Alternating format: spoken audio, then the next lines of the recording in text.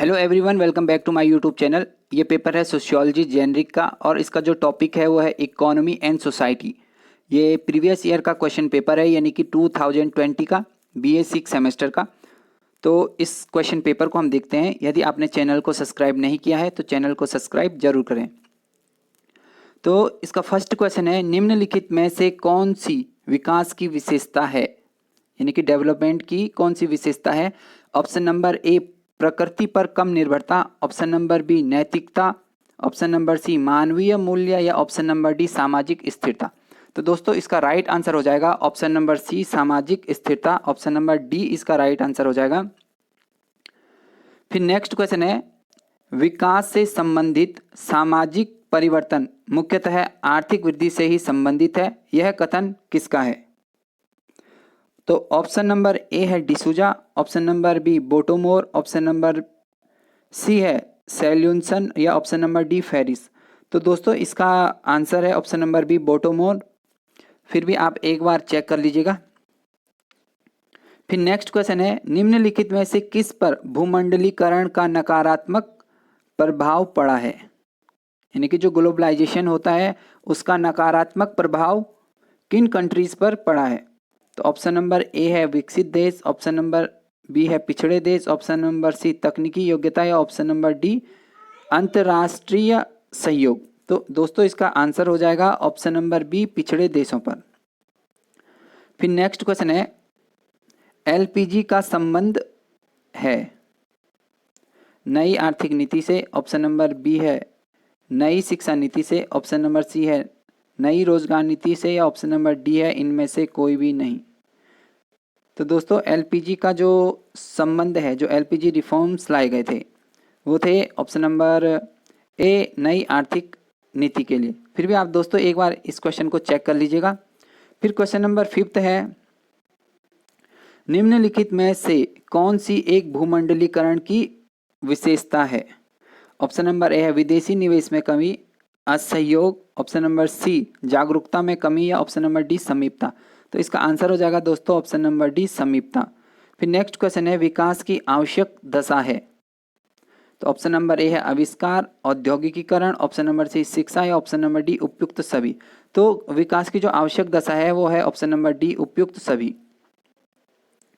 फिर next question है question number 7, the wealth of nation के लेखक हैं। Option number A Adam Smith, option number B Karl Marx और option number C Bottomore, option number D Weber. तो जो the wealth of nation है इसके लेखक हैं ऑप्शन नंबर ए यानी कि एडम स्मिथ। फिर दोस्तों नेक्स्ट क्वेश्चन है, बाजार अर्थव्यवस्था संबंधित है। ऑप्शन नंबर ए पूंजीवाद से, ऑप्शन नंबर बी समाजवादी से, ऑप्शन नंबर सी ए और बी दोनों, ऑप्शन नंबर डी इनमें से कोई भी नहीं। तो बाजार अर्थव्यवस्था पूंजीवाद से संबंधित है, यानी कि कैपिटलिस्ट से ये संबंधित है। फिर नेक्स्ट क्वेश्चन है, निम्नलिखित में से मिश्रित अर्थव्यवस्था में किसका अस्तित्व होता है। जो मिश्रित अर्थव्यवस्था होती है तो निजी क्षेत्र का होता है या सार्वजनिक क्षेत्र का होता है। तो दोस्तों इसका राइट आंसर हो जाएगा ऑप्शन नंबर सी ए और बी दोनों का। फिर 10th क्वेश्चन है, भारत में आर्थिक विकास के मार्ग में बाधा है। तो क्या बाधा है। ऑप्शन नंबर ए क्षेत्रीय तनाव, ऑप्शन नंबर बी जाति व्यवस्था, ऑप्शन नंबर सी जनसंख्या वृद्धि या ऑप्शन नंबर डी उपयुक्त सभी। तो भारत में जो आर्थिक विकास के मार्ग में बाधा है वो है उपयुक्त सभी। तो ऑप्शन नंबर डी इसका राइट आंसर हो जाएगा। फिर क्वेश्चन नंबर 11 है, दास कैपिटल किसकी रचना है। ऑप्शन नंबर ए है Adam Smith, option number B Karl Marx, option number C Karl Polanyi या ऑप्शन नंबर डी इनमें से कोई भी नहीं। तो दास कैपिटल किसकी रचना है। Option number B Karl Marx की। तो ऑप्शन नंबर बी इसका राइट आंसर हो जाएगा। फिर नेक्स्ट क्वेश्चन है, उत्पादन प्रणाली का संबंध किससे है। उत्पादन के साधन से है, उत्पादन संबंध है या ए या बी दोनों या इनमें से कोई भी नहीं। तो जो उत्पादन प्रणाली का संबंध है वो है ऑप्शन नंबर सी ए और बी दोनों से। तो option number C right answer है।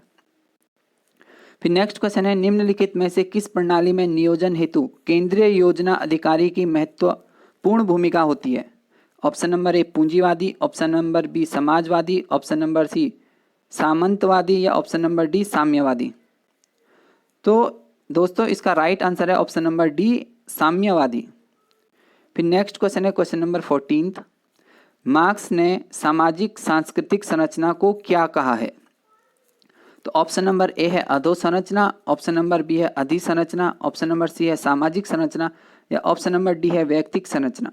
तो दोस्तों इसका राइट आंसर है ऑप्शन नंबर डी, वैयक्तिक संरचना। फिर क्वेश्चन नंबर 15 है, निम्नलिखित में से कौन सी पूंजीवादी प्रणाली की विशेषता नहीं है? तो ऑप्शन नंबर ए है सामाजिक हित, ऑप्शन नंबर बी है निजी संपत्ति, ऑप्शन नंबर सी प्रतिस्पर्धा या ऑप्शन नंबर डी अधिकतम लाभ। तो जो पूंजीवादी प्रणाली की विशेषता नहीं है वो है ऑप्शन नंबर ए, यानी कि इसका आंसर ए होना चाहिए वैसे, सामाजिक हित, सोशल इंटरेस्ट। आपको क्या लगता है, आप भी जरूर बताएं। फिर क्वेश्चन नंबर 16 है, उत्पादन के साधन है, भूमि है, पूंजी है, तकनीकी है या उपयुक्त सभी है? तो उत्पादन के साधन दोस्तों इनमें से है ऑप्शन नंबर डी, उपयुक्त सभी। फिर क्वेश्चन नंबर 17 है, हस्तक्षेप की नीति पर आधारित मॉडल है, समाजवादी, ऑप्शन नंबर बी पूंजीवादी, ऑप्शन नंबर सी साम्यवादी या ऑप्शन नंबर डी इनमें से कोई भी नहीं। तो हस्तक्षेप की नीति पर आधारित मॉडल है ऑप्शन नंबर ए, समाजवादी। फिर क्वेश्चन नंबर 18 है, निम्नलिखित में से प्रथम विश्व देशों में सम्मिलित है? भारत है, चीन है, अमेरिका है या नेपाल है? तो निम्नलिखित में से प्रथम विश्व देशों में सम्मिलित है तो वह है अमेरिका, ऑप्शन नंबर सी इसका आंसर हो जाएगा। फिर नेक्स्ट क्वेश्चन है क्वेश्चन नंबर 19, वित्तीय वर्ष की गणना की जाती है, कब से कब तक की जाती है? अप्रैल से मार्च तक की जाती है, फरवरी से मार्च तक की जाती है, जुलाई से जून तक या जुलाई से दिसंबर तक? तो वित्तीय वर्ष की गणना की जाती है दोस्तों अप्रैल से मार्च तक, यानी कि ऑप्शन नंबर ए इसका राइट आंसर हो जाता है। फिर नेक्स्ट क्वेश्चन है, भूमि और कृषि पर आधारित उत्पादन प्रणाली को मार्क्स ने क्या कहा है? भूमि और कृषि पर आधारित उत्पादन प्रणाली को मार्क्स ने क्या कहा है? आदिम साम्यवादी कहा है, औद्योगिक कहा है, प्राचीन कहा है, सामंतवादी कहा है? तो वो कहा है ऑप्शन नंबर डी, सामंतवादी। फिर नेक्स्ट क्वेश्चन है, देश की घरेलू सीमाओं में वस्तुओं एवं सेवाओं के अंतिम मूल्य को क्या कहा जाता है? Option number A NDP, option number B GNP, option number C NNP या ऑप्शन नंबर डी जीडीपी? तो कहा जाता है जीडीपी, ऑप्शन नंबर डी, आप चेक कर लीजिएगा एक बार। फिर क्वेश्चन नंबर 22 है, 2011 की जनगणना के अनुसार भारत की साक्षरता दर क्या है? ऑप्शन नंबर ए है 64.50, ऑप्शन नंबर बी है 75.06, उसके बाद सी है 85 या ऑप्शन नंबर डी 70.50। तो राइट आंसर है इसका ऑप्शन नंबर बी, 75.06। फिर क्वेश्चन नंबर 23 है, निम्नलिखित में से किसे राष्ट्रीय आय भी कहा जाता है? ऑप्शन नंबर ए है जीडीपी, ऑप्शन नंबर बी है एनडीपी, ऑप्शन नंबर सी है जीएनपी या ऑप्शन नंबर डी है एनएनपी? तो ये कहा जाता है ऑप्शन नंबर ए, जीडीपी को। फिर क्वेश्चन नंबर 27 है, एशियन ड्रामा किसकी पुस्तक है? तो ऑप्शन नंबर ए है Gunnar Myrdal, option number B Adam Smith, option number C Alfred Marshall या ऑप्शन नंबर बी वेबर की? तो ये है option number A, Gunnar Myrdal की। तो ऑप्शन नंबर ए इसका आंसर है। फिर क्वेश्चन नंबर 25 है, जीडीपी का पूरा नाम क्या है? Gross domestic product, option number B है gross development product, option number C है ग्रॉस डेवलपमेंट परसेंटेज या ऑप्शन नंबर डी है ग्रुप डोमेस्टिक प्रोसेस? तो इसका राइट आंसर है option number A, gross domestic product. फिर नेक्स्ट क्वेश्चन है 26, भारतीय अर्थव्यवस्था की प्रमुख विशेषता क्या है? मिश्रित है या ऑप्शन नंबर बी पूंजीवादी है, ऑप्शन नंबर सी समाजवादी है, ऑप्शन नंबर डी साम्यवादी है?